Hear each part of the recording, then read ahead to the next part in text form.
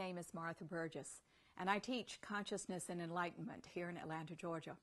I've written a book called All There Is about these subjects.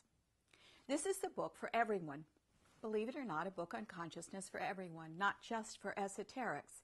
It's a book on how people are wired, mentally, emotionally, physically, and spiritually, and what the journey to consciousness, the All There Is all about, and how to make it, and why you'll want to in this day and time.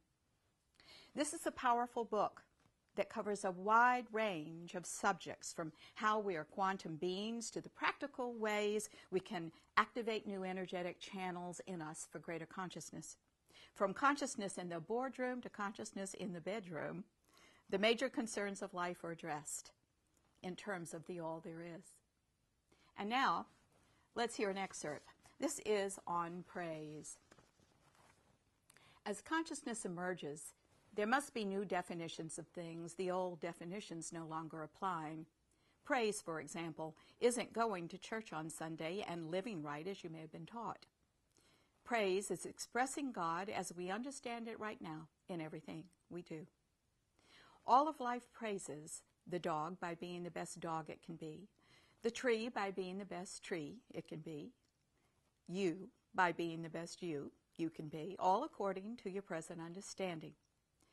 That junkie lying on the tenement floor in any big city in America is praising God as well through the expression of what he knows. We praise in absence, we praise in fullness, but praise is still praise.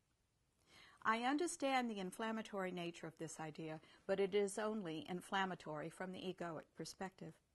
All objections come from the ego because that's the part of us uncooperative with the ascended nature of things. And this is what objections are all about.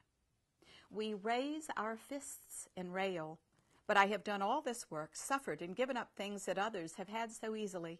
And now you tell me that God doesn't care about my sacrifices. It's too much to stomach. We have been reared in the tradition that we will be rewarded by being acceptable to God. But no such system of reward and punishment exists. God is love itself. How we live does not matter to source energy.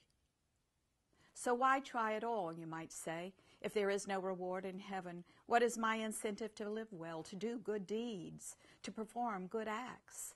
Why don't I just go out and lie, steal, and cheat if there are no rules? The answer lies in the question. These statements come from the perspective of the child who requires someone for whom to live right. Are you, in your own right, not enough? Our very lives are about exploring our natures, low and high, and this is praise. We all innately know, however, that we feel better or more fulfilled, happier, more creative, joyous, richer, freer, and more loving the closer we are to the more ascended energies that lie within us. Eventually it occurs to us that this alone is all we need, and we go about expressing this highest and best version of ourselves freely, without judgment, and at last, just because.